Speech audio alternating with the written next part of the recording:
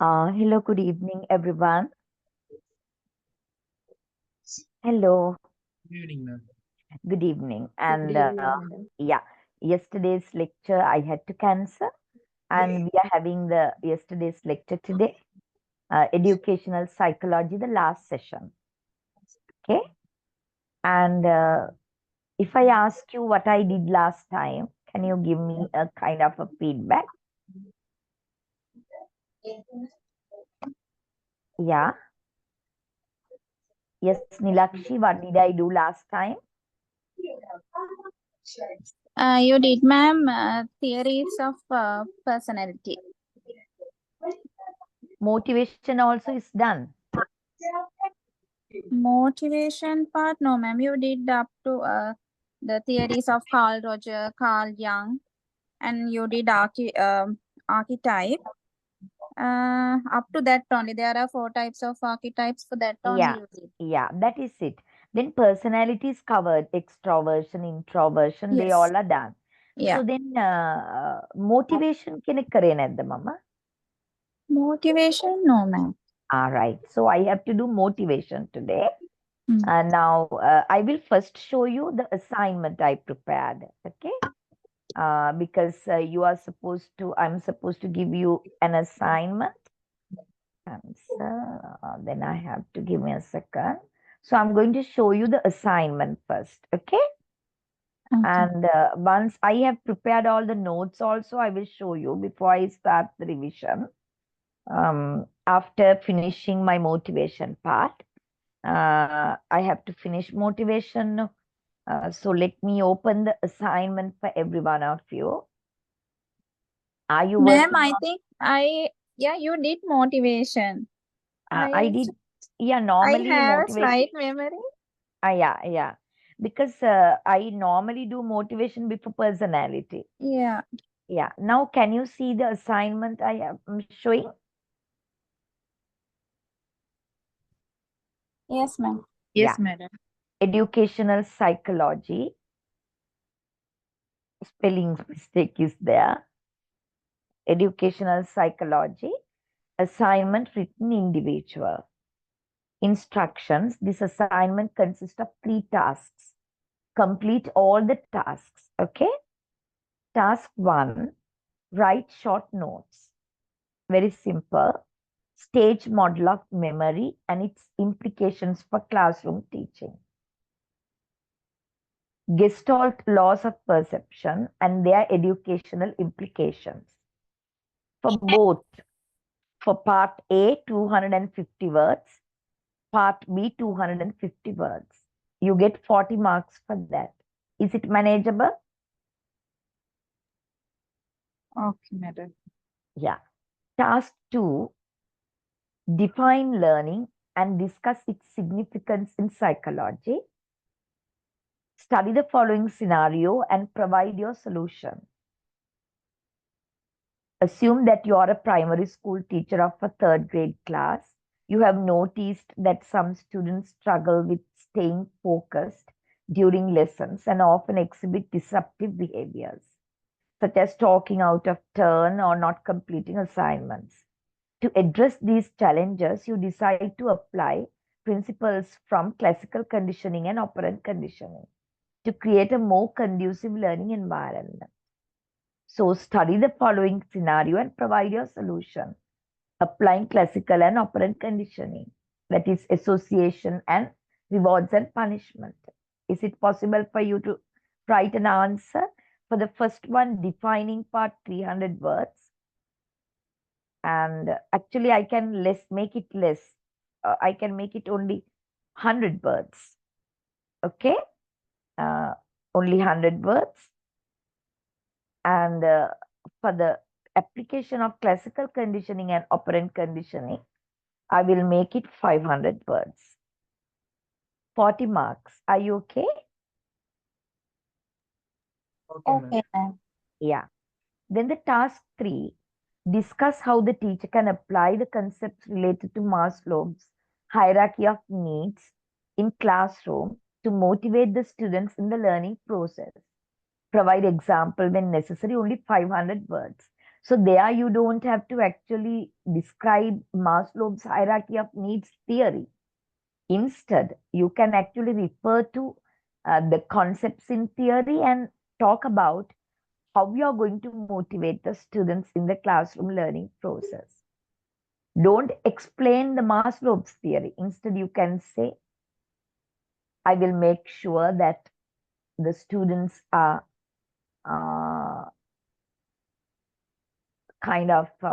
students are safe in the class. They are not bullied because according to Maslow's theory, hierarchy of needs theory, the students should feel sense of secure. That is the second level. You don't have to explain the Maslow theory first and then talk about the implications. Get it? Yes, ma'am. So this is your assignment for psychology. Okay. I will be sending it. I have prepared all the notes also. I will put them into one zip file and then send it to you. So I have discussed, I'm done with all the content, but we can do a small revision session. Is it okay? Okay, madam. Yeah. So I will open my first topic, materials. So this is what I'm planning to send you also. If you look at the first session, the topic 1, it was the introduction to psychology, introduction to educational psychology. That is what we did on the first day. Okay. Introduction to educational psychology. So we discuss in that unit what is psychology, schools of thoughts, branches of psychology. Then one of the branches of psychology is your top subject, educational psychology, and scope of educational psychology. This is what we discuss. What is psychological health? We actually looked at the APA, American Psychological Association's definition. Their psychology is the scientific study of mind and behavior. Psychology is the scientific study of mind and behavior. The keywords are scientific study, the mind, and the behavior. Why do we say mind? All the thought processes, our feelings, our emotions, our temperaments, our thinking. That is our mind. It is not concrete. It is not tangible. So then how do we study our thought processes, our feelings and emotions, which is not tangible? We observe behaviors of the individual. The observable behavior is an interpretation of what is going on in our mind, right? The observable behavior we look at, and then we can actually interpret what is going on in their mind, what they are thinking, how they are feeling, etc. So that is the behavior. It's observable. So you observe the behavior and interpret their mind. Why do we say scientific study? That interpretation is not haphazard. It's not the way you think that you can interpret the behavior. Now somebody is frowning, somebody is actually looking at you. You might interpret that behavior of looking at, he's angry with me, he's jealous with me, he doesn't like me, like that. There can be different interpretations. They are all random, haphazard. But you can actually interpret the behavior you can actually, observable behavior can be interpreted to know what is going on in our mind by looking at theories formulated by psychologists through scientific study, cross-sectionally and longitudinally. They have conducted research, and the research study leads to the formulation of concepts and theory. So you're going to base what you observe into theories and then interpret the mind, not the way that you want it. Okay, that is definition of psychology. Okay, if you trace the history, father of psychology is Wilhelm Wundt. 1879, he established the first psychology lab in the University of Leipzig. And from there onwards, psychology branched out from philosophy and biology and became a separate field of study. If you look at the evolution, throughout history, psychology has gone through different schools of thoughts. Are you listening? Yes, ma'am. Yeah. Yes. These four, there are several schools of thoughts, Gurukula. If not, they study the mind through the observable behavior, focusing on or believing in or assuming that, right? This is how we should study the mind. We can identify several schools of thoughts, but we isolated the four major schools of thoughts. The four major schools of thoughts are behavioristic school of thought, psychoanalysistic school of thought, humanistic school of thought, cognitive school of thought. They are not new to you anymore because we had theories from psychoanalysis school of thought, behaviorism, humanism, cognitive. From all the schools of thought, we had theories. So you know by now what they mean. If it is behaviorism, those psychologists believe that we behave like that because we are interacting with the environment and dealing with the environment. Environment is everything not within us. You are my environment, I'm your environment. So I'm behaving like that because I'm actually interacting with you. That is behavioristic perspective, right? Their assumption, their school of thought. Then the psychoanalysis school of thought.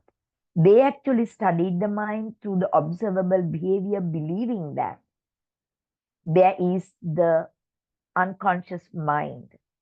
This unconscious mind is the largest part of our mind.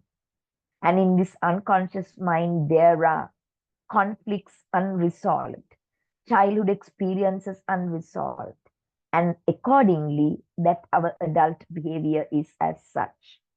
That is psychoanalysis perspective. Believing in that, assuming that only they conducted their research and formulated theories. And then humanistic school of thought. In humanistic school of thought, pioneered by Carl Rogers, then Maslow, they believe that human beings are born good, not like psychoanalysts. They think we are born with all irrational feelings.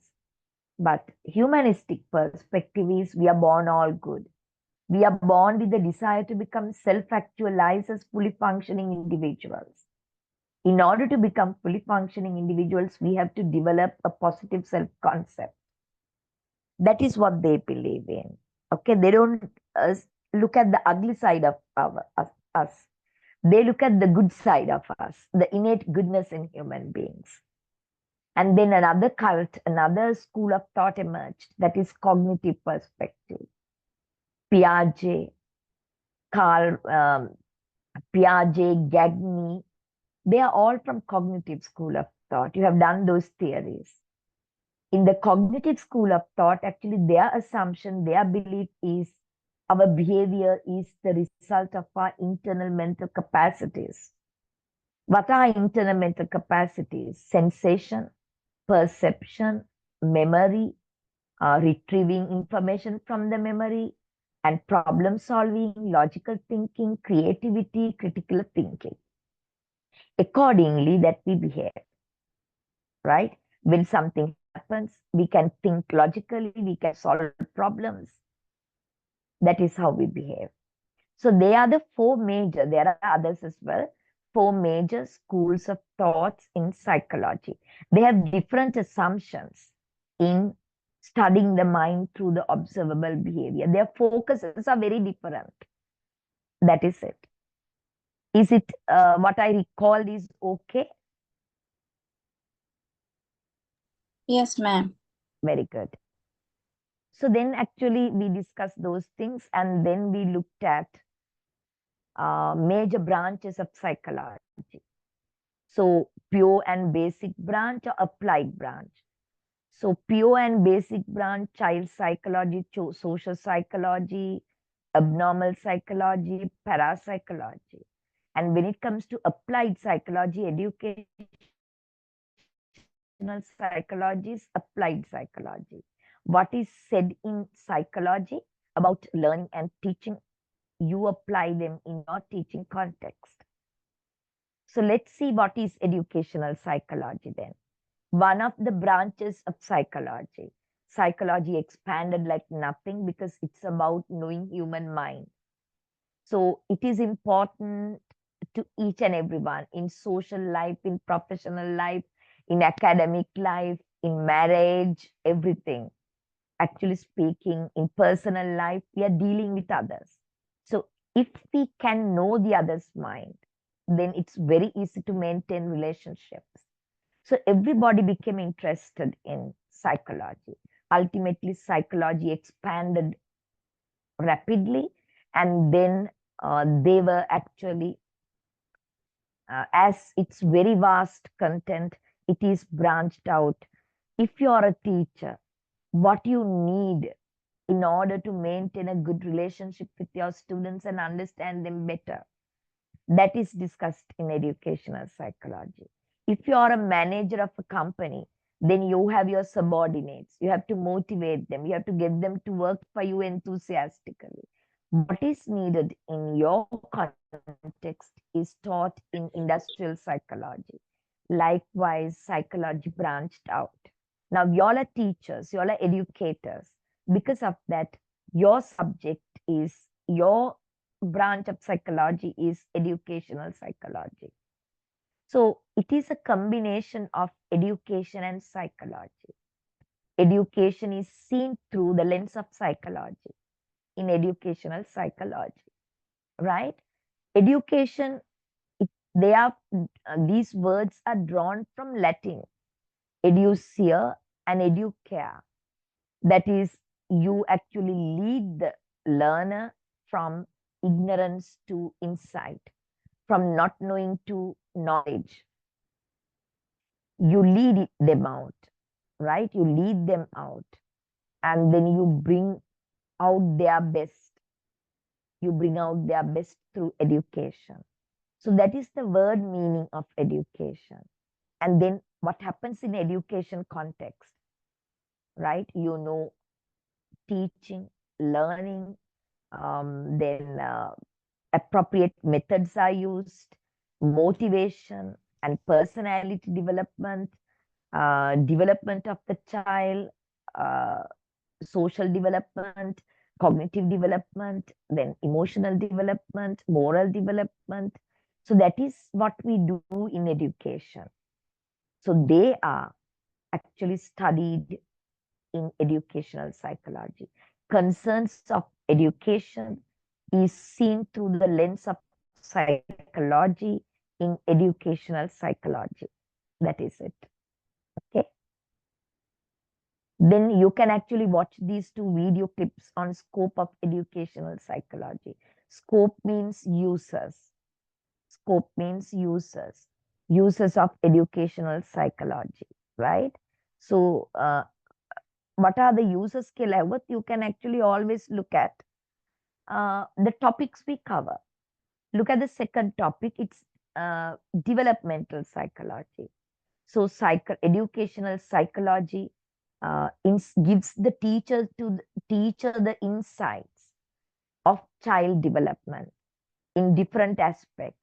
How cognitive development of the child happens, how the emotional development, moral development, social development of the child happens. So when the teacher knows how it happens, the teacher can facilitate it through education in learning and teaching process. Then if you go to the next topic, we discuss cognition, how our cognition works, how our internal mental capacities work. So if the teacher is aware of how these internal mental capacities of sensation, perception, memory can be facilitated. Teacher can easily actually get the learner to perceive knowledge and make use of them in imagination, critical thinking, etc. And if you go to the next topic, it's learning. So you all are teachers, you want to facilitate learning. So if the teacher knows how learning happens as discussed in educational psychology theories, you can actually draw elements from different theories which are applicable and appropriate and design your own teaching and learning process to make it an effective teaching and learning, and the learners can easily learn. So that is another scope of educational psychology. Then we looked at motivation. Actually speaking, motivating your child to learn is your responsibility as the teacher, especially in pedagogy, teaching children, andragogy, teaching adults, right? It is okay. You all are intrinsically motivated. You all are here because you have a target. But the young children are not intrinsically motivated. They should be motivated by the teacher. So teacher, if you want to be a successful teacher and you want your students to learn, definitely that you have to be equipped with motivational strategies. You should know how to motivate your students. So we discussed Maslow, and then we saw how your students can be motivated, right? Okay. No කියලා යනවා Mafasa and Gaja. What is it? No? Is this message for me? No, madam. No. Right. Okay then. Then you can talk about personality. Ultimate goal of education is what? The ultimate goal of education is the development of a balanced personality. That is the ultimate goal of education. So if the ultimate goal of education is the development of a balanced personality in the child, you have to know what personality is, what are the different personality theories that discuss how personalities can be actually judged and developed. So for that, we discuss Eysenck's three-dimensional personality theory. We looked at Carl Rogers' congruence and incongruence and fully functioning individuals and the development of self-concept. We looked at ocean theory, where the workplaces look for, right, openness, conscientiousness, extroversion, agreeableness, and neuroticism. So we discuss these things in order to actually get you to know what personality is, because the ultimate goal of education is the development of personality.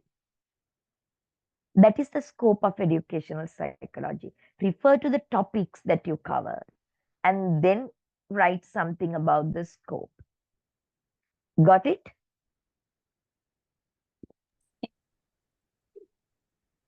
Yeah. That is the first session, Introduction to Psychology and Educational Psychology. That is what we discuss on the first day. Then we go to the second day. Developmental Psychology is topic 2.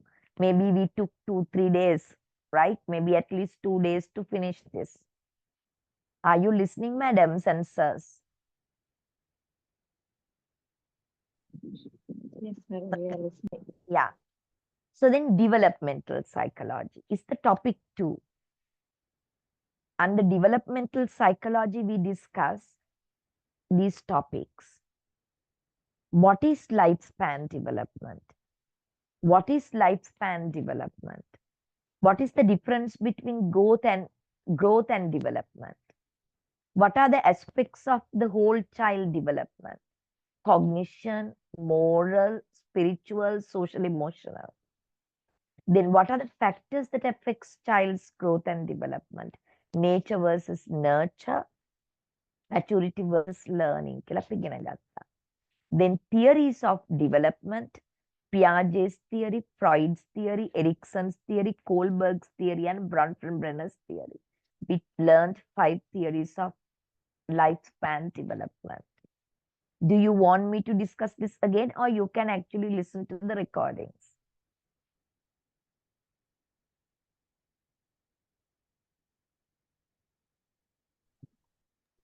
We can listen to things, ma'am. Yeah, that is it. This is actually developmental psychology. You can listen to the recordings. We have discussed what is lifespan development. So for that, we looked at from conception to death, the changes that happens in different aspects of development like cognition, language, social, emotional, moral aspect of the child. In stages, prenatal inside the mother's womb, 40 weeks, and postnatal after birth, you have the infancy from birth up to 2, childhood from 2 to 11, then teenage 11 to 18, adolescence or teenage, then young adulthood from 18 to 40, and then middle adulthood from 40 to 65, and late adulthood 65 plus. That is how the stages are calculated. So changes that happens from not birth to death, from conception to death. Inside the mother's womb also, there are rapid development happening, no? That one cell ultimately fully functioning child at the end of the 40 weeks. Right. So then we discussed what is growth and what is development. Growth is physical only, but development goes beyond physical development. Cognitive development, moral development, emotional development, social development, they all are incorporated into development. Growth is just physical development. And growth can be measured using numbers quantitatively. But development you can't measure using numbers alone. You need to actually use qualitative methods to measure development, right? Qualitative means you have to describe. You can't say percentages or numbers, right? Then aspects of the development of the whole child. We have discussed this: cognitive development, physical development, social development, emotional development, language development, moral development. They are all different aspects of development. So education is not only to develop cognition. Education is to develop all the aspects of the child. Moral development is your responsibility. Social development is your responsibility, etc. Then the 2.4 in Unit 2. Factors that affect child's growth and development. Factors that affect child's growth and development. There are several factors, but we discuss 2 factors. Those 2 factors are nature versus nurture. Nature can heredity. What is it in our genes? What we inherit from our mother's side and father's side. Okay, that is nature, our heredity. And then nurture is our environment. That is our family, our siblings, our neighborhood, our school, our culture, the politics in the country, the mass media, they are all our nurture environment. So how you will develop, right, will be decided by both the factors. What you inherit from your own genes, parents, and what you are exposed to in the environment. So the students that you meet in the school are also the same. Their development is a matter of nature and nurture. So no 2 students will actually develop at the same rate, right? Now, suppose your teaching is the same, environment, nurture is the same, but their IQ, what they inherit, is different, right? That is what. So you have to understand they have their individual differences, their own ways of learning. That is one factor.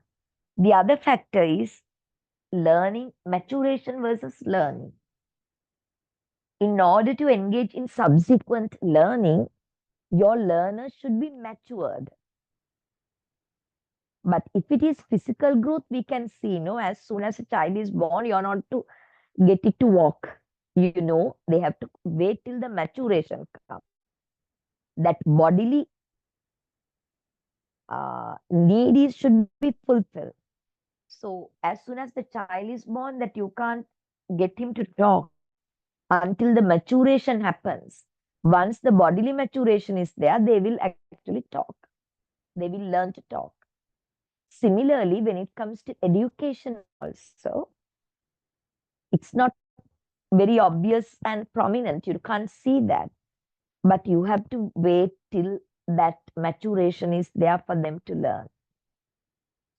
So Piaget's theory discusses these maturations. As soon as a child is born, that you can't get them to actually develop. They have their own blueprint, and accordingly, once the maturation is there, they will actually learn to do something. That is it. Then we looked at theories of lifespan development, Piaget's cognitive development.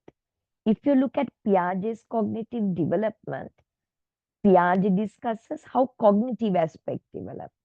We look at three components: underlying principles, cognitive process, assimilation, accommodation, and equilibration, and then the stages of cognitive development, the 4 stages, referring to the name of the stage, age specified, remarkable cognitive abilities, the key feature, the highest cognitive ability, and the study done by Piaget to see whether they have achieved the highest cognitive ability. We discuss it's done and dusted. Then we look at Freud's personality development theory. There, of course, we discuss the 3 parts of the mind by looking at the iceberg analogy. 3 parts of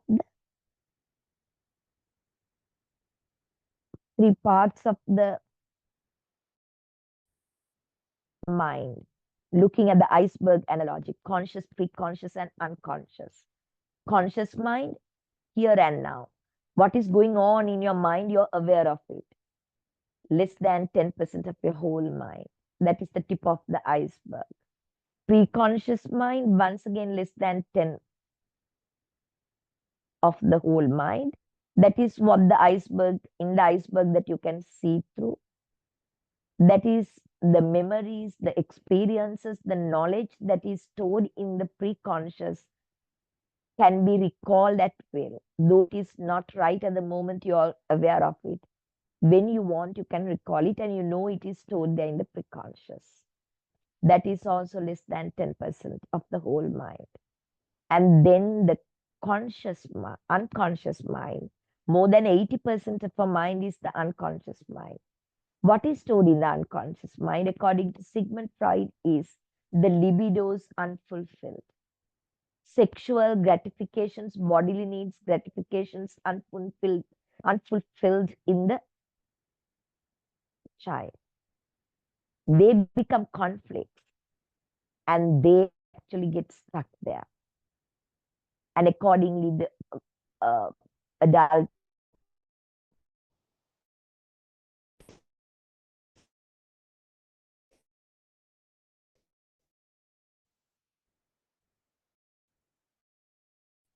behavior is going to be different. And then we looked at 3 components of personality: id, ego, id,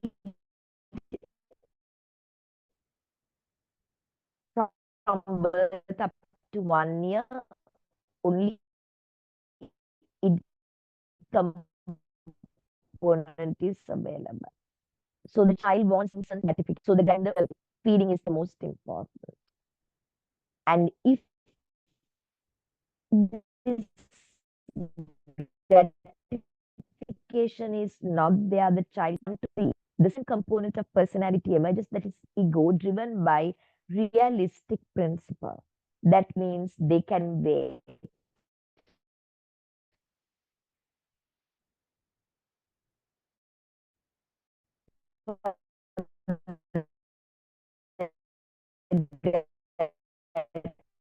Gratification of the bodily needs. Why the component emerges? Superego is actually driven by moralistic principle, the sense of right and wrong. By the time that the child comes to the 5th year, by the time that child is 5 years, the child has all the three components of the personalities, id, ego, and superego. So they try to balance it out, and then your adult personality can be seen. In a balanced personality, the dominant component is the ego. Ego is more realistic.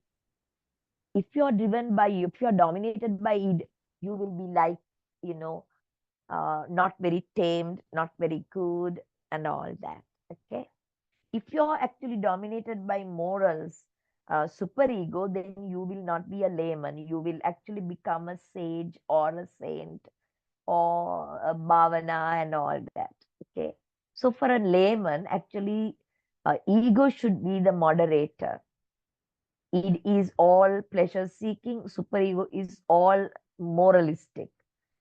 The balance them out, you have ego, the reality. And then the third component of Freud is the stages of psychosexual development. There are 5 stages: oral, anal, phallic, latency, and genital. I gave you a kind of mnemonic also, old age pensioners like grape scala. And the age is specified. And then the focus of libido or the body part that they need stimulation in each of these stages. Oral stage, the mouth, tongue, and lips. Anal, the anus. Phallic, the genitals, the light touch. Latency, no, but there's a danger. They will be obsessed with the previous stuck age. That is a kind of a very bad thing. And then genitals once again at the teenage. And what are the major developments? Orals, it's the breastfeeding of formula. Feeding is very important. Then if it is over gratified or under gratified, adult fixation smoking, overeating, gratification of orals even as an adult. Excuse me, Anal nang, yeah, ma'am. Your voice is sometimes unstable, ma'am. maybe the connection, no? Other first of the month, and I'm using this cables also, but still, I don't know. These connections are not these days steady, no? Yes, ma'am. Yeah, now okay, Yes. Now okay, ma'am. yeah. Now we can And then hear, but now we can hear clearly. But sometimes we can't hear your voice, ma'am. for a while, wage, neda. Yes, ma'am. Yes. I will try my best, okay? Okay, And okay. then the anal stage. Anal stage is from 1 to 3. The body seeks stimulation in the anus, and then the toilet training is very important. So if it is actually over gratification or under gratification, I explain due to milk powder, constipation, due to toilet training, early toilet training, accidents are laughed at, then the child actually gets irritated and they are actually become conflicts.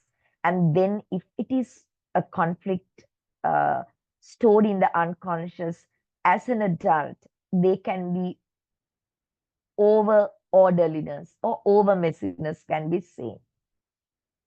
Over orderliness means they want everything very neat and all the time cleaning and dusting and all that. Sometimes they are actually very messy, they don't keep anything nice and all that. So they are adult personality deviations that you can see.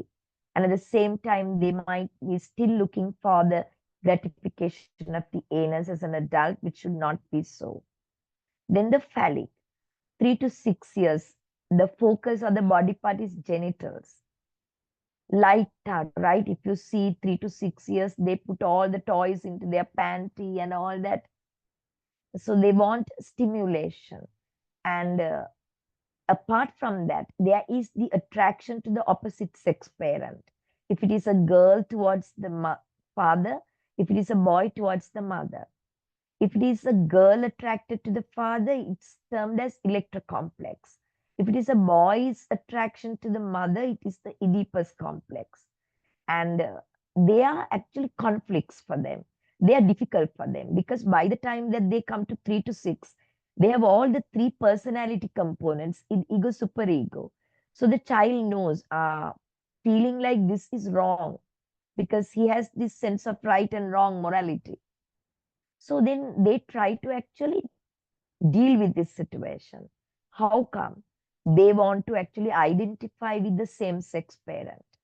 So son's attraction to the mother, and he feels guilty because superego speaks, and he tries to identify with the father, to be like the father. Then it is actually defended.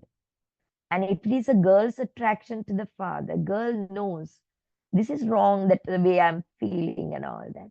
And then she tries to be like the mother, identifying with the same sex parent. And then how the family can actually facilitate this process of kind of balancing it out. Always the happy family together will help them to actually, because they are always together now, then they can actually deal with it easily. If the mother and father actually they don't talk, they are separated and all that, then of course these guilty feelings will actually continue. They will never be able to actually deal with the situation, and then of course it will lead to a conflict, and there will be deviancies, sexual dysfunctions happening as an adult. They can't maintain intimate relationship with the opposite sex. Then latency is the not teenage, childhood, from 6 to 12, the primary school child. And there is no erogenic zone. There is no focus of libido during the latency. But you have to know there's a greater chance that the child will be obsessed with the previous stages where they got stuck and conflicts. So to avoid that, the teachers always should encourage the primary learner to engage in physical activities, to release their energies, right? Don't make them couch potatoes in the school. Get them to engage in physical activities and release their energies, then they will not be obsessed with this previous conflicts. And when they come to 12 plus teenagers, it's the genital stage. They want gratification in their genitals, their sexual attraction to the opposite sex, reaching full sexual maturity. If the previous stages are successfully completed, they will actually be very happy in their relationships, right? It will be smooth. But if they are stuck in the previous stage, you can see intimacy is different. Intimacy is difficult. There will be malfunction, if not different sexual orientations as well. That is Sigmund Freud's psychosexual theory of personality development. If you take Kohlberg's moral stages, Kohlberg discusses how morals develop in us. Morals is sense of right and wrong. Moral development means one's ability to distinguish between right and wrong. So Kohlberg discusses, I'm actually making it very short, 3 levels and 6 stages of moral development. 3 levels and 6 stages.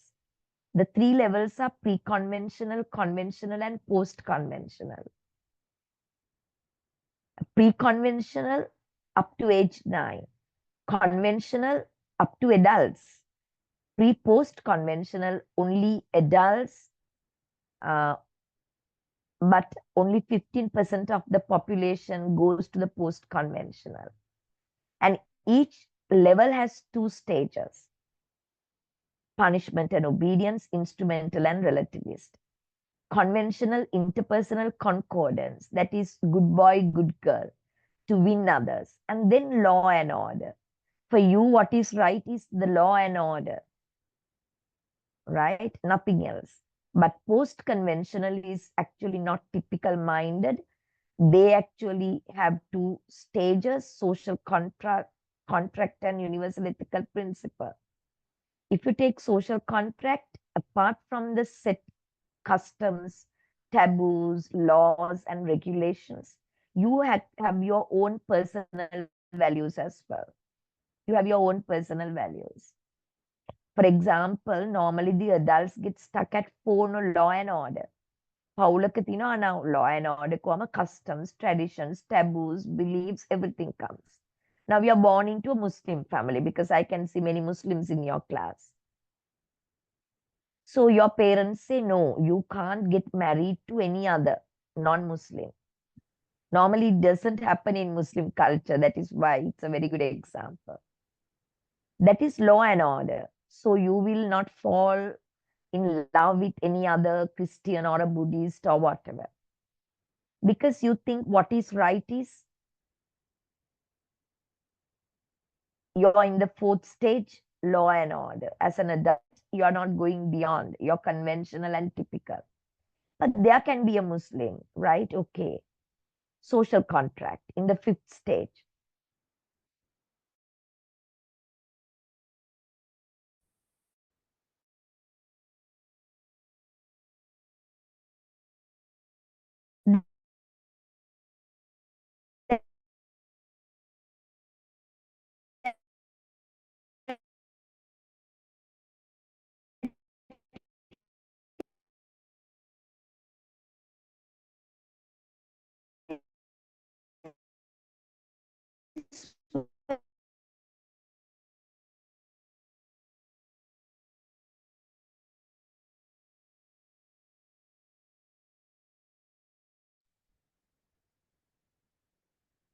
Right.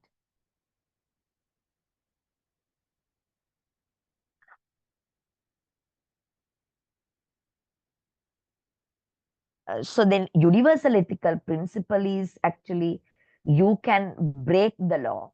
You think breaking the law is important if it is the right thing to do, Kerala. So now hardly people go there, reach post-conventional. Sometimes you might be in the fifth stage, but sixth stage is actually very difficult to actually surpass. Are you okay?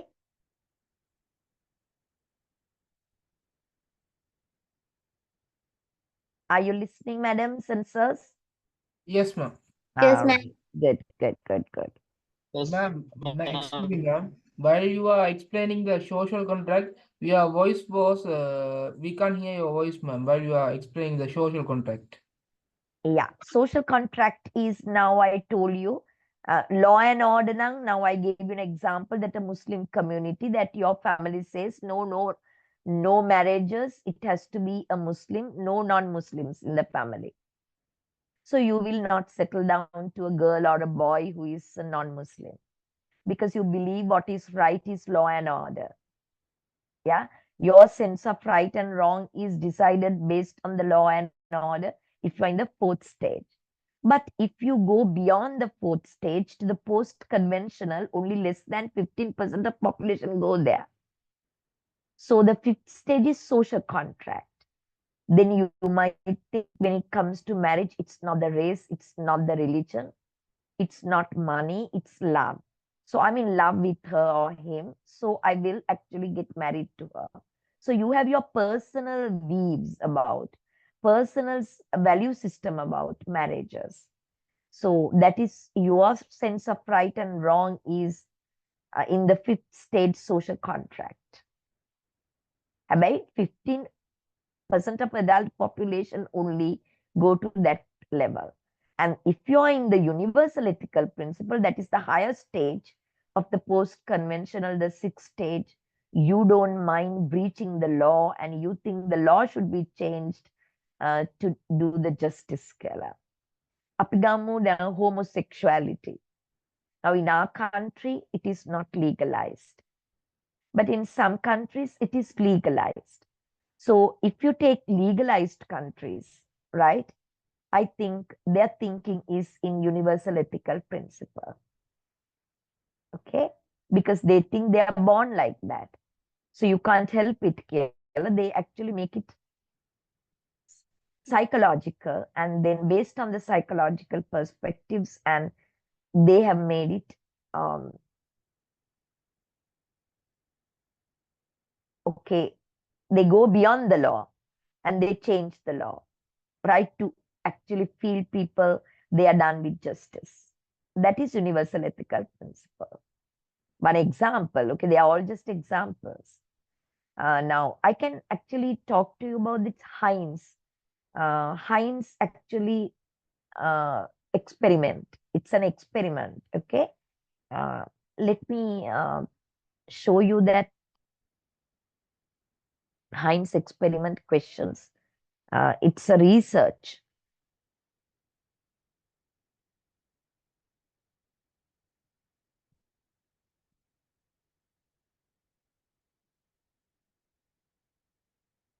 It's not there. Wait.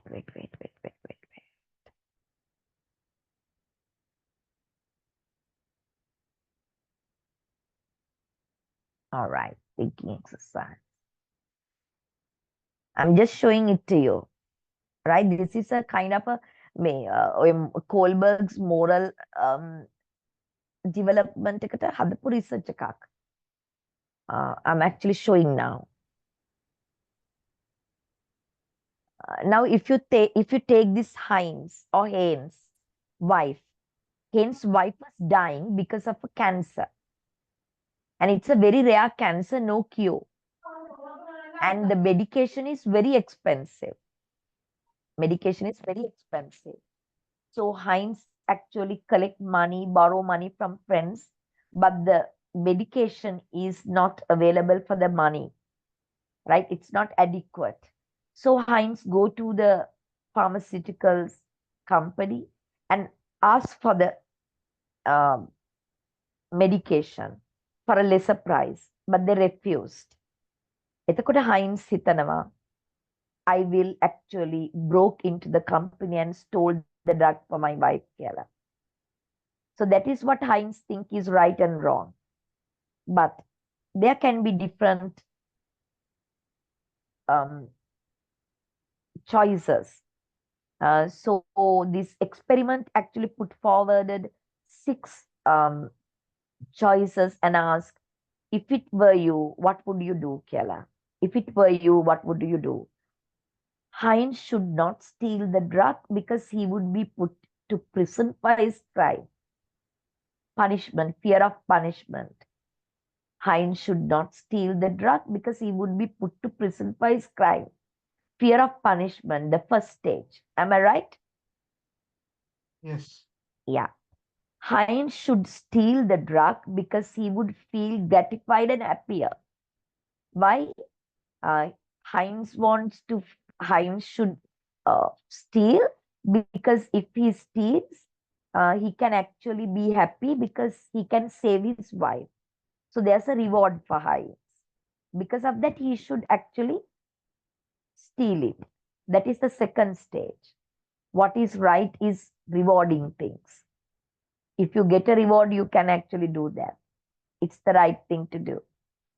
Third one, Heinz should steal the drug because he's good husband and it's expected of him to do so by his wife. Or a good boy, good girl concept. Good boy, good girl. You have to win people. Because of that, to win the wife, you have to actually steal. That is their sense of right and wrong, right? Then the fourth one, Heinz should steal the drug but be incarcerated because he broke the law. The wife මැරෙනවා නම් එයා හොරකම් කරන්න ඕනේ, but he should be punished. Because what is right and wrong is based on law and order. That is how we think. එතන ඉන්නවා නම් එයා කියනවා හොරකම් කරන්න මොකද wife මැරෙනවා, but he should be punished for that. So your sense of right and wrong is stuck in law and order. Fifth එක ගත්තොත්, Heinz should steal the drug because saving a life is more important than breaking the law. You have your own moral principles. You have your own value system. හොරකම් කරන එකද කෙනෙක්ගේ ජීවිතේ බේරගන්න එකද වඩා වැදගත්. හොරකම් කරලා හරි you have to save life. So you are in the fifth stage. You are in the fifth stage. You have your own value systems. Accordingly, you decide what is right, what is wrong. And if you're in the sixth stage, Heinz should steal the drug but not be incarcerated because the law would be unjust if it is penalized an individual for saving a life. So law should be changed. That is your thinking about right and wrong. If there is life to save and you're to steal, you should not be punished for that. Law should be changed because there is no way of punishing a person for saving a life. They stole to save. So that is how the moral development happens. But the fifth and the sixth stages, only 15% of adults reach that level. The others are stuck at the fourth. That is it. And there can be adults, those who are stuck in 3 also. Still they think pleasing friends, getting addicted to drugs with them is right and all that. Because they have not actually developed their morality beyond that. Something like that. Okay. That is about the moral development. Okay.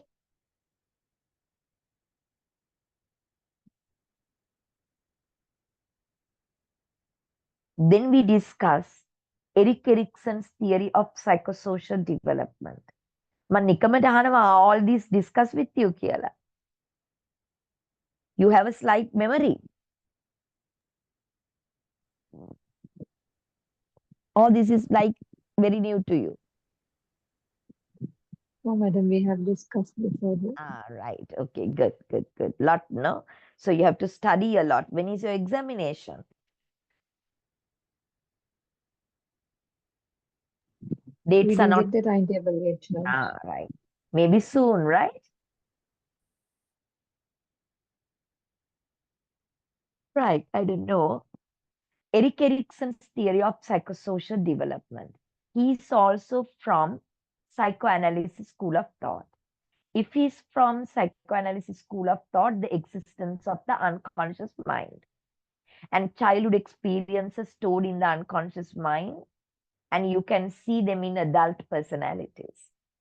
That is psychoanalysis school of thought. So Erik Erikson's actually from psychoanalysis school of thought like Sigmund Freud. Okay. Now Sigmund Freud talks about psychosexual development. You have sexual needs to fulfill. If they are not properly gratified, adult deviations in the personality. But Erik Erikson talks about psychosocial development. You are born with social needs to be fulfilled. You are born with social needs in you to be fulfilled as you grow up. And if these social needs are not fulfilled, they get stuck in your unconscious mind and adult personality deviations can be seen. The difference between Freud and Erikson is that Freud talks about libidos, Erikson talks about social needs to be fulfilled. So Freud talks about 5 types of libidos, 5 stages accordingly. But Erik Erikson talks about 8 stages of social need development, psychosocial need development. And they are named using 2 terms. First, the need, then the outcome, then the conflict. First, the need, then the conflict during each stage. First, there are 8 stages. The first stage is from birth up to 1 year, termed as trust versus mistrust. The child has a social need to fulfill during the first year. That is, the child wants a trusting relationship with the caregiver.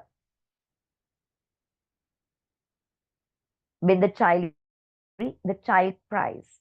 When the child wets the bed, the child cries. And when the child is in discomfort, the child cries. And the caregiver, the mother, should consistently attend to the child's needs. Then the child's social need for trust is fulfilled. If the child is not given the due care and consistency in caregiving, as an adult, the child will develop a personality full of mistrust. If needs are dependably met, infants develop a sense of basic trust. If they are not dependably met, they actually, as adults, will be full of mistrust. This is the first year of the child. So the most important life event is feeding once again. In Eric Freud's feeding, that is for the stimulation of the mouth, body stimulation, gratification of the libido. But here the life event is feeding, that is not for the gratification of the body, the mouth, but to fulfill the social need for the trust. Okay. Then the second stage, from 1 year to 3 years. When the child is from 1 to 3 years, the child has a social need to fulfill. That is, the child wants to be autonomous and independent. You can't imagine a child from 1 to 3 years trying to be autonomous. How can he be independent? But he has that social need in him. We are hardly aware of this need in them. We are overprotective all the time. But they enjoy if the independence is actually there. So if that independence is not fulfilled, that sense of independence or autonomy is not fulfilled, as an adult, what will be the conflict? The adult is full of shame and doubt about themselves. They doubt themselves. They are shameful about themselves. So what is the most important life event here? For Sigmund Freud also, that is for the gratification of awareness, passing to is not body stimulation, but for the fulfillment of the social need of autonomy. Once again, toilet training by the child. And if you force the child on these passing tools, you're not getting him to actually enjoy that sense of autonomy. You have to make it smooth. Let him do it the way he wants without forcing him on the potty and all that. Right? Without laughing at him for his accidents and all that. Make him actually do that. And he enjoys a sense of autonomy in doing it, passing tools. But if you are to penalize the child by putting him on the potty and all that and making it happens when you want and all that, sense of autonomy is not fulfilled in him. And as an adult, he will be a person full of shame and doubt. Toddlers learn to exercise will and do things for themselves, or they doubt their abilities. And when actually it's from 1 to 3 years, when by the time they reach 3 years, toy preferences, clothing preferences, you should allow them to actually dress up and all that without being overprotective. If you actually don't allow them to enjoy autonomy as an adult, be their personality. And then the third stage, from 3 to 5 years,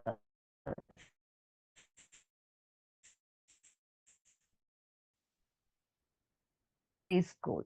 They want to take initiatives in doing things. It may be a play activity, it may be a kind of a small task. They want to be initiative. Don't actually what he likes the way he wants. You are just guiding them in the preschool. But if you don't allow them to be initiative and force everything on them, as an adult, they will be full of guilt. Once again, shame and doubt, guilt, inferiority, they all refer to the same. You lack confidence, you are inferior, you feel inferior. And then industry versus inferiority, that is the primary school child. That is a primary school child from 5 to 11. There the child wants actually to engage in a lot of tasks, industrials, and they want to actually see accomplishments, win, challenge others, and all that. So primary school should be full of activity for the child to actually grow. So it's your duty to actually show them what they can do. And then when they engage in what they can do, they can actually fulfill that social need to be industrious. So you have to guide them, right? You have to know their strengths, and then accordingly you have to direct them what they're supposed to do. Then only that they will feel that they are industrious. However, if it is not fulfilled, as an adult, he is full of inferiority, right? Inferiority complex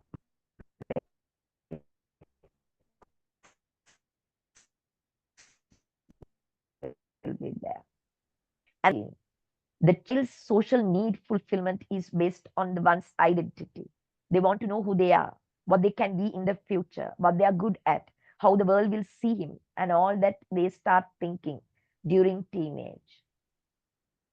So the school and education should support this, right? They have to show the child, these are your talents, these are your achievements, this is what you can be. You are a sportsman, you are a musician, right? You are very clever, you are very outgoing, or a leader. They have to know who they are. So education system should actually make sure that they know who they are.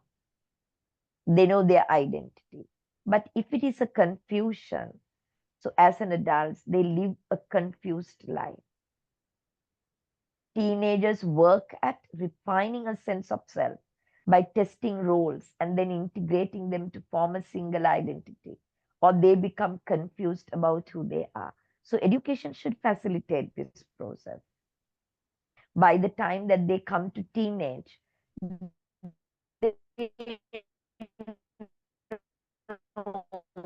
I'm a good sportsman, I have a few, I will actually become somebody like this. The school should actually show them who they are, discover their identity. Otherwise, they will live a life of confusion as an adult. And then the next, the young adult, up to 40 years, intimacy versus isolation. You have a social need in you to maintain intimate relationships. You fall in love, you make close relationships, you have people to come to you, you feel that you belong to them, and all that. And if you don't fulfill that intimate relationship social need, you actually live a life of isolation. Apitamu, somebody who is 35, 40, that you are not yet married and you want to get married, you really don't want to get married. You get married because others force you. Otherwise, you don't feel like that maintaining any intimacy anymore, because you are now into a sense of isolation. You are now dominated by a feeling of isolation, right? And then the seventh is generativity versus stagnation. That is from 40 to 65. Generativity means you want to feel that you are contributing to the world. If you are a senior manager, you have your subordinates, they come to you. If you are a senior teacher, the young teachers come and ask this and that from you.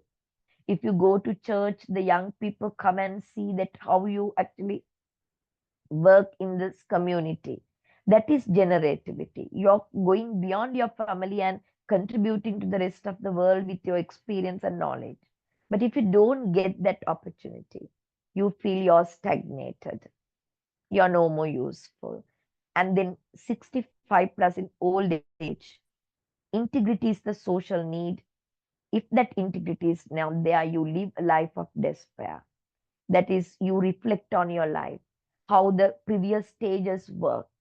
And if they are smooth going, that you are contented and you are in a state of integrity. But if they were haphazard and they were not smooth and all, that you live a life of despair. According to world records, right, the data, there are many those who commit suicide in old age because they feel despair, because the previous stages they were not smooth. That is it. So as a teacher, the most important stages are initiative versus guilt, industry versus inferiority, and identity versus confusion. So as a teacher, what you can do to get them to fulfill their needs?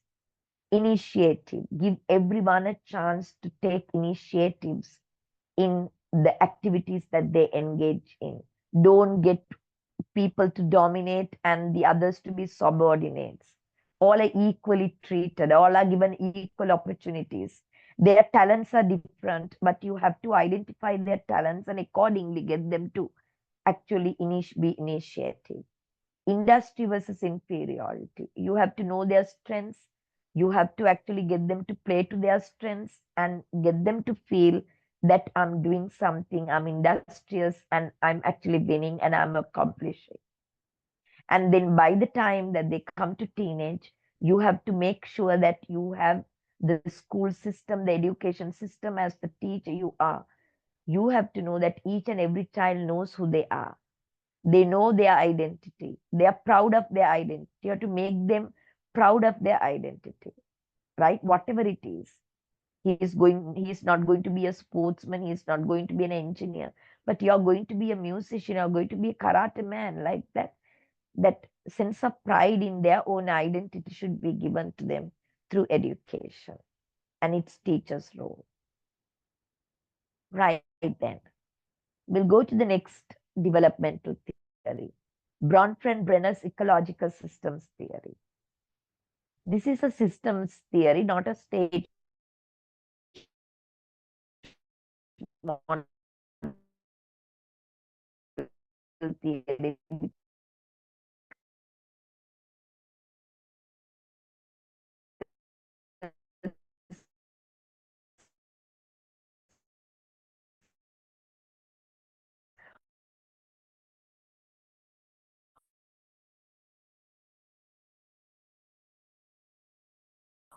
All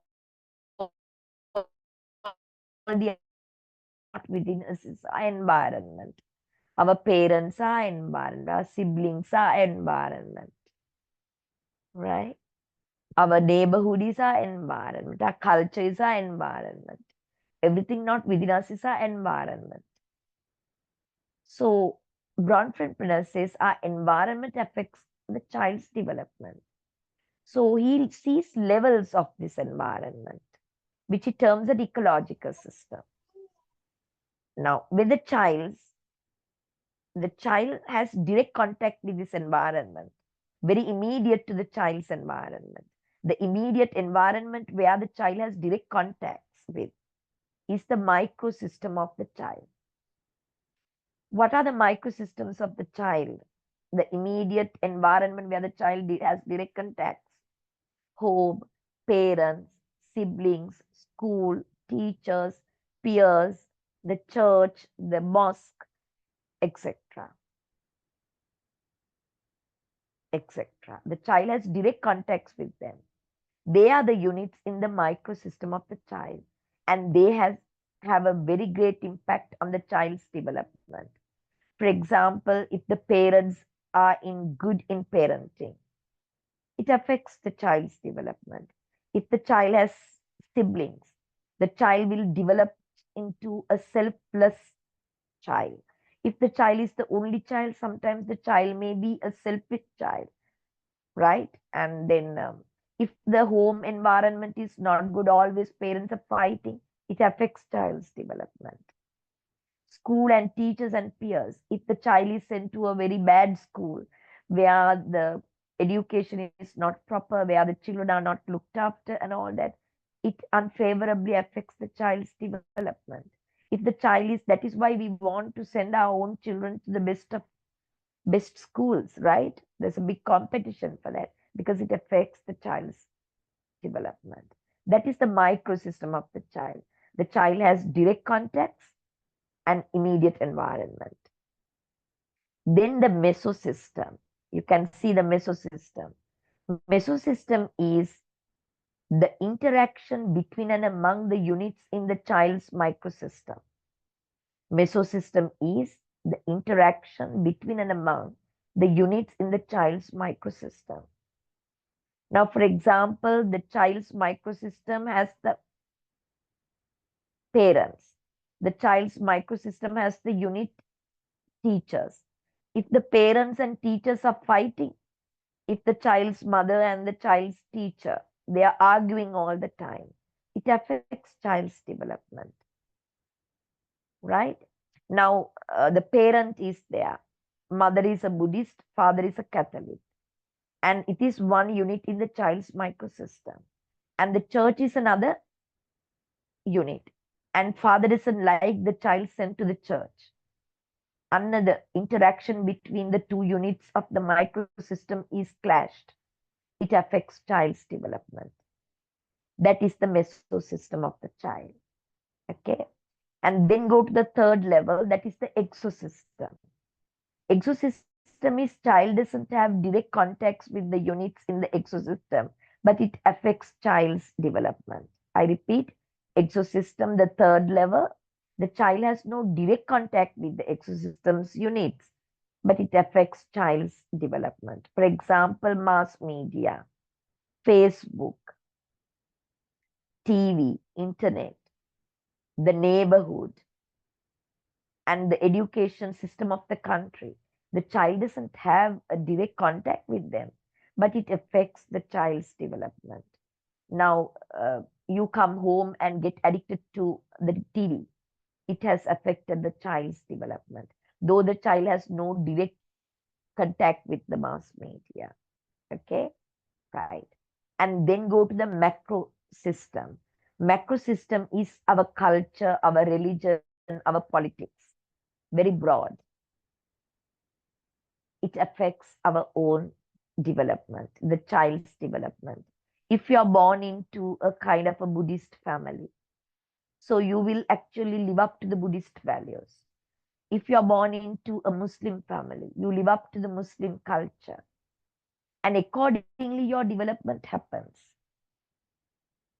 And if you're born into Sri Lanka and if you're born in America, there are two different systems, macro systems.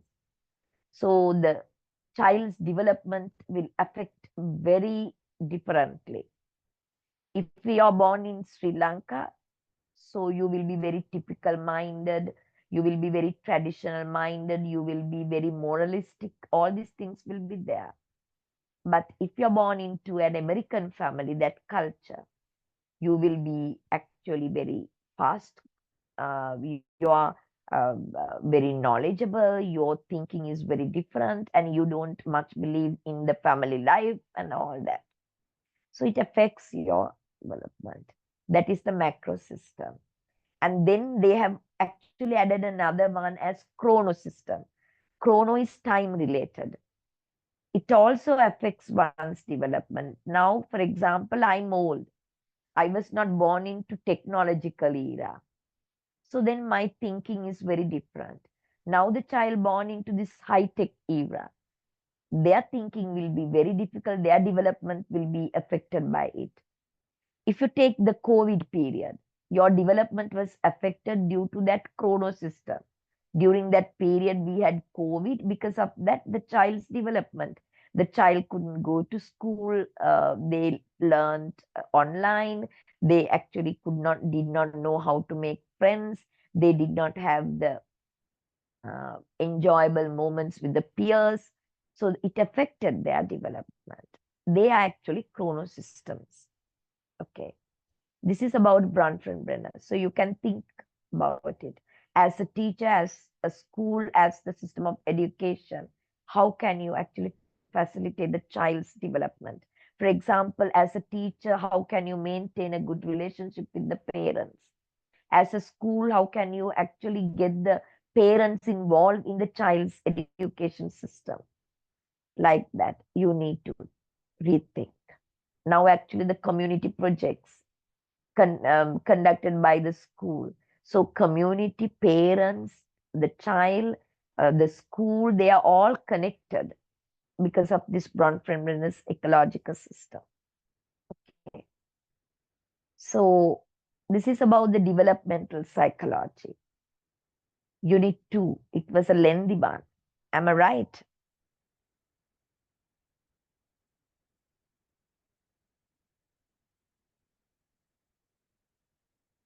Are you listening? Yes, ma'am. Yeah, okay, good, good. Then we discuss cognition. Okay. Our topic was cognition. I'm not going to discuss it at length because you have yours, this thing, but we'll have a recap of what we discussed. Cognition kila kiyane our internal mental capacities. Sensation, perception, attention, memory, forgetting, problem solving, etc. So cognitive psychologists actually study the mind based on this assumption. We behave like that because of our capacities for sensation, perception, memory, retrieval, applying logical thinking, etc. That is their focus. So we discuss the definition for cognition.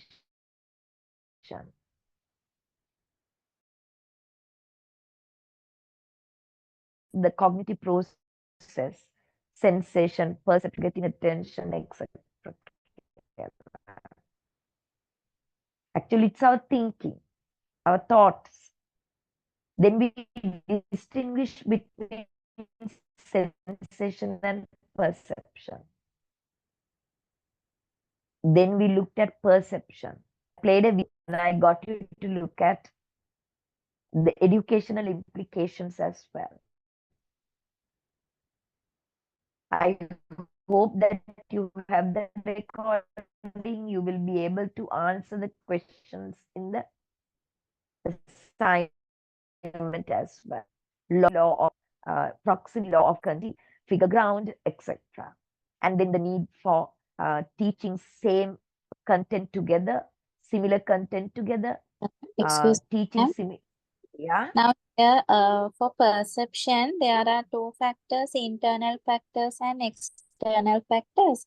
Yeah. If you don't mind, can you give some examples of internal factors? Yeah. Okay. Thank you, ma'am. Internal factors are, now we have our own interest, right? We have our own interest. If you're born a girl, you will like fashion. If you're born a boy, you will like sports. So then it's internal. You're a girl, but you are interested in sports. Then you will perceive something related to sports easily. Am I right?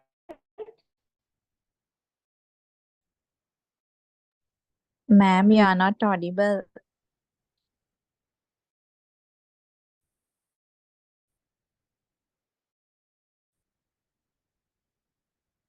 They are internal factors. Your intentions, they actually help easily perceive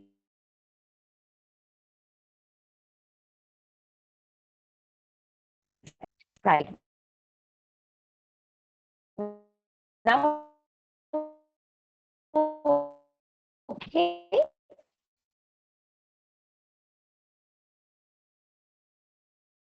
Okay.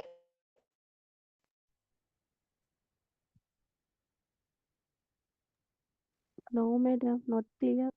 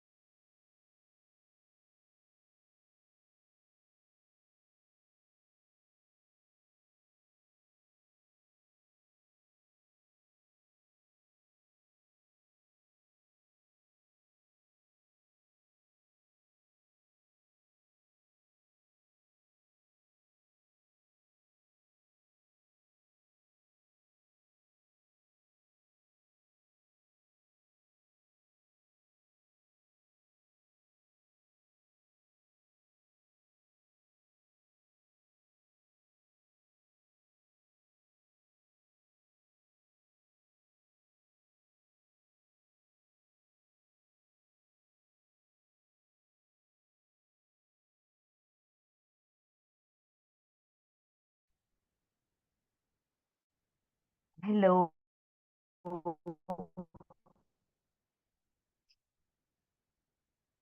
Hello. Hello, bro. Hello. Hello, All ma'am. right. Okay. Right. Now, internal factors are now our motivations, our interests, our needs. Right? We have our own interest, we have our own needs, we have our own motivations. They are internal factors. So when we actually plan our lessons also, if it is a set of girls, that you will actually take a cookery lesson to teach them vocabulary in English. If it is a set of boys, that you will take sports to teach them some English. So they are internal factors. Okay.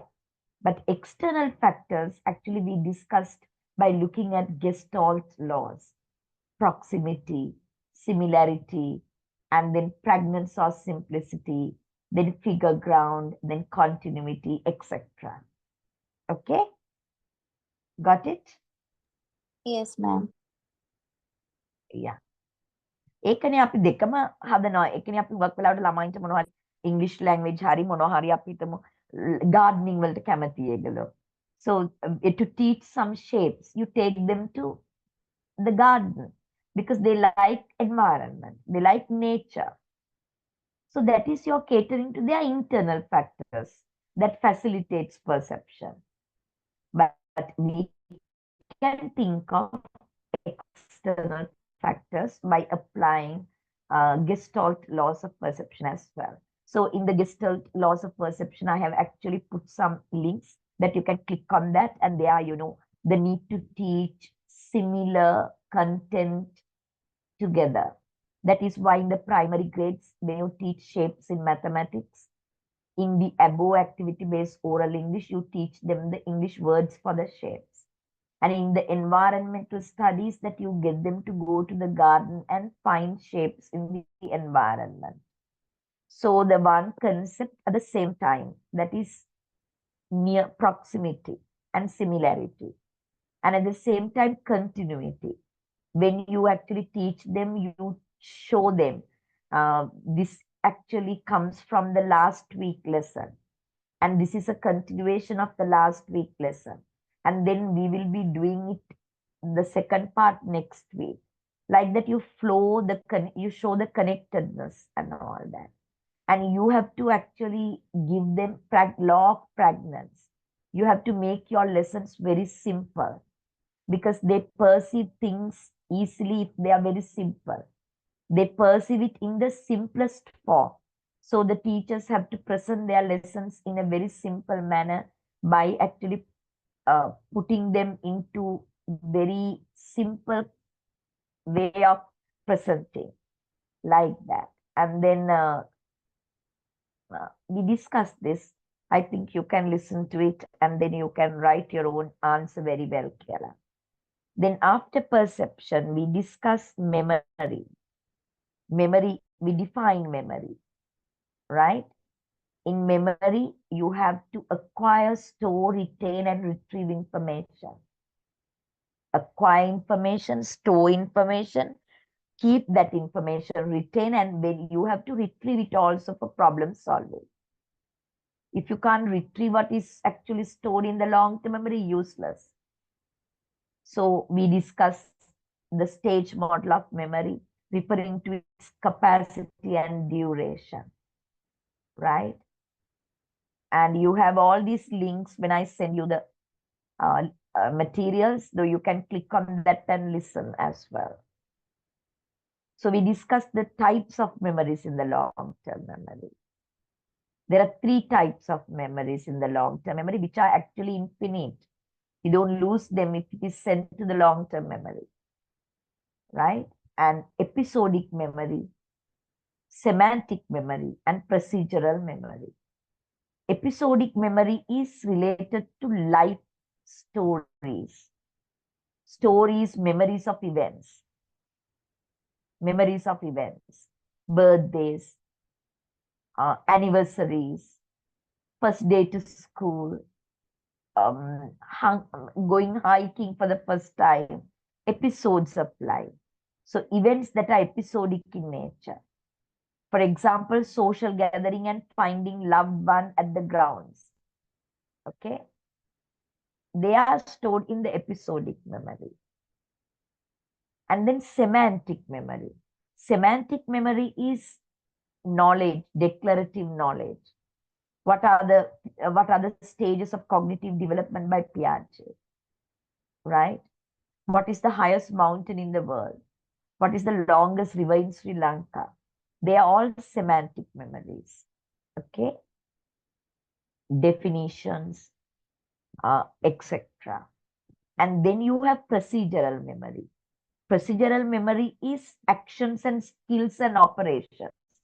Actions and skills and operations. How to ride a bicycle, how to drive a car, how to cook your meals. They are more or less very automatic. You quickly do that because it becomes a procedure. With practice, you don't have to actually think and do. We have 3 types of memories. Strategies to improve memory, and then forgetting. We discuss forgetting by looking at the Ebbinger's curve. Ebbinger's is the psychologist. Ebbinger's actually discusses the relationship between time and forgetting. As soon as something is learned, there's a greater chance of forgetting it if you do not rehearse it. But if you can rehearse it and keep it for 1 day and then for 7 days, there is no forgetting happens.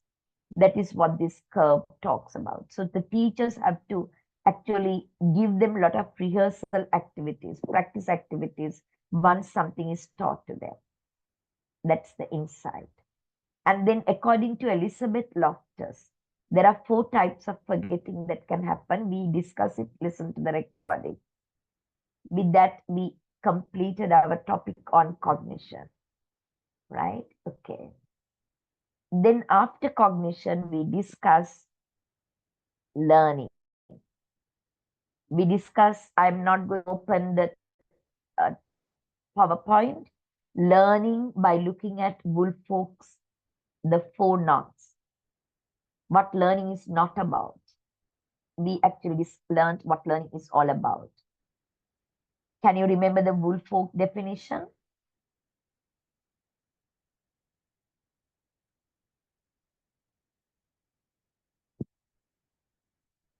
Hello?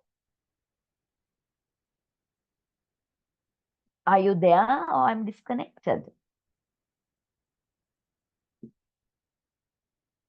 Hey. Yes, ma'am. Now I'm in learning. Okay, topic 5.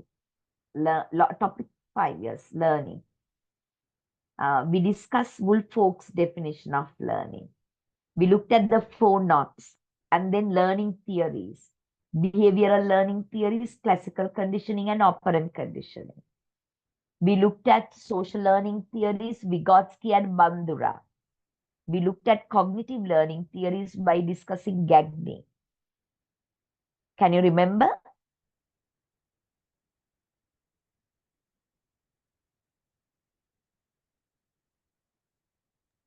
Hello? Yes, madam. Yes, Ah. madam. Right. Gagniවත් කතා කරා නේද අපි? Yes, madam. Right. Okay. That is learning. I think you're very, you will be able to actually listen to the recording, read the materials, and write the answers for the questions on learning. Then after learning, we discuss motivation. Motivation, definition of motivation, the keywords as needs are transformed into motivations by making these needs persistent and consistent, and goals and directions given. And then we looked at the 2 types of motivation, intrinsic motivation and extrinsic motivation. Extrinsic motivation, you are motivated for all the outside rewards, certificates, praise, recognition, achievements, money, trophies, you're motivated. And intrinsic motivation is for your own satisfaction. And the importance of striking a balance between intrinsic and extrinsic motivation I discussed. Ribbon study, in the experimental study on drawing and painting, right? So love, I gave you that the proposal story. So because of that, we actually, our education system promotes extrinsic motivation. It is a must, you have to, but don't stop there. Get them to be intrinsically motivated as well. Otherwise, when there is no reward, they will not do the right thing. They will not be motivated to do it again. So because of that, the teacher should be aware of the importance of striking a balance between intrinsic and extrinsic motivation. And then we looked at Maslow's hierarchy of needs theory, a theory of motivation. There Maslow talks about need fulfillment. Individuals are motivated in need fulfillment. And the needs that we have to fulfill, Maslow actually places them in a hierarchical order in a pyramid. The most important is the physiological needs: food, uh, uh, food, uh, sleep, leisure, recreation, clothing. They are basic needs, physiological needs. They are the most important. If the most important needs are fulfilled only, that you will be motivated to go to the fulfillment of the second most important layer. The second most important layer is sense of security, right? Security. It may be financial security, physical security, psychological security. If your parents fight at home, no sense of security. If you are bullied in school, no sense of security. If you have no job security, no sense of security. That is the second most important. Okay. Security need. And then the third most important is the love and belongingness. If the physiological needs and security needs are not fulfilled, the individuals are not motivated to fulfill their love and belongingness needs. So once the bottom needs are fulfilled, they are motivated to find friends, feel loved, to love others, and to feel a sense of belongingness. So in the school, if your child is bullied and the teacher is ignorant about it, the child doesn't feel that I'm loved. I belong to this school, I belong to this class. So that need is not fulfilled in the child, right? And then make sure that each child is treated equally, no favorizations. They all belong to this class, they all belong to this school kind of sense. You play the role of the mother, right, in the school. And then the fourth layer, important need is actually accomplishments, right? Accomplishments. There, of course, if the bottom layers are filled, that the child will be motivated to learn. Otherwise, they will not be motivated. It's only the fourth important need in the child, accomplishments, right? Then, if you want the child to learn and do well in studies, you have to make sure the bottom layers are fulfilled. The child is safe, the child feel loved, the child is uh, not hungry, the child is happy. These are fulfilled only, that the child will be motivated to learn the fourth important need. And all these important needs are fulfilled, the child can actually become a self-actualizer. As an adult, the child will be a fully functioning individual, because humanistic psychologists talk about the need to be a fully functioning individual, a self-actualizer. So your classroom should be organized like this. Your child is not hungry. They have access to food. They are not thirsty. When they are thirsty, that they can drink water by excusing to the teacher, and they are given free time, they are given leisure, they are entitled for an interval, they can play, they can talk to others, right? They are not burdened with all studies all the time. Nobody is bullied in the class. It's not allowed. Everybody is equally treated. Everybody is actually attended to as a kind of a uh, motherly attitude is built by the teacher, and they actually, you allow them to work with others, peers, promotes very good peer relationships in the classroom to fulfill love and belongingness. And then all these are facilitated only that they will be motivated to learn. Otherwise, you can't get them to learn. That is it, right? And then we looked at personality, the last unit. In the unit personality, we discussed what is our personality. It is actually our own unique traits, right? Our unique ideas, our unique thinking pattern, which is consistent in us. So consistency and uniqueness is there to our behaviors, to our thinking. Then only it's our personality, right?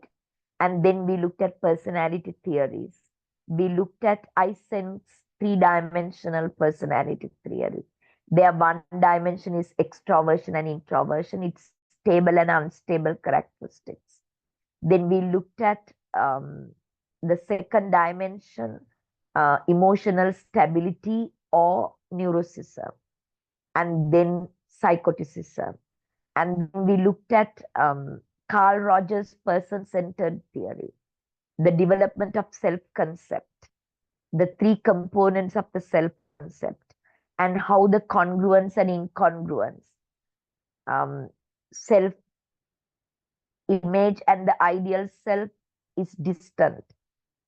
You are in incongruence. Self image and ideal self overlaps. They are a match. Then you're happy. You're in congruence. Then only that you can develop a positive self concept. That we discussed that. And the need to give them unconditional love, right? Unconditional love, no conditions. You accept them for who they are. That is very important in development of this self-concept. But we have to think of ourselves. Are we accepted by others, our own people, for who we are? Or they actually want us to develop an ideal self which is not in par with our own self-image? We should not do it to our own students in the class. Okay? And then we looked at Carl Jung's psych, right? That theory. This is what we discuss under personality theories. So everything discussed. Now I have my lecture notes. You can see my desktop. Then you can see it's in a folder. These are the lecture notes. Here, I'm sending it to you through the campus. And I showed you uh, assignment as well. You said the assignment is manageable. Am I right? Please respond. Madam, duration.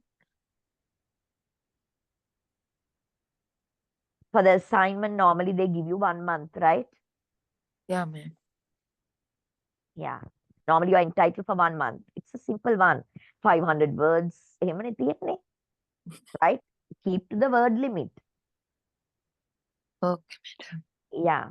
So hope that you learn something from this module, educational psychology. Am I right? Yes, Yes, ma'am. ma'am. Yeah.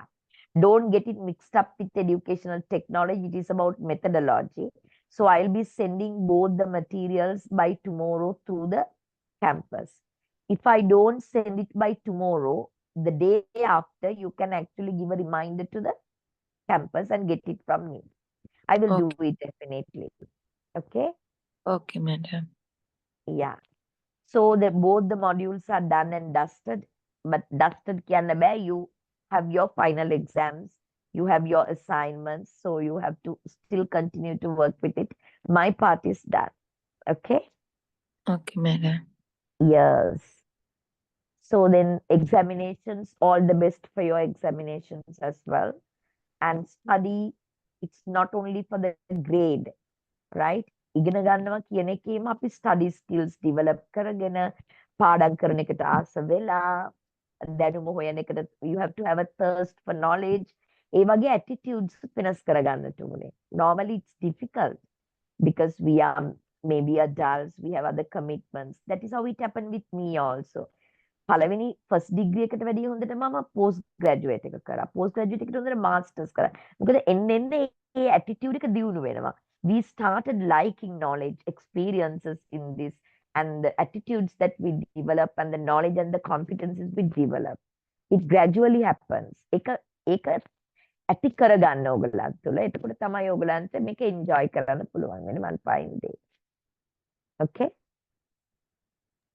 Okay, madam. With that word of advice, can I leave the meeting? It's 9:25. Yes, ma'am. Thank you. Thank Yeah, you very okay. much, Thank madam. you very much Okay, for madam. being in the Thank you very class much. also. Okay, all the very best. Then I'll be sending the lecture notes definitely. Okay. Okay, madam. Thank you very Right. much, Good madam. night. Bye bye, everyone of Good night. you. Fine. Yeah.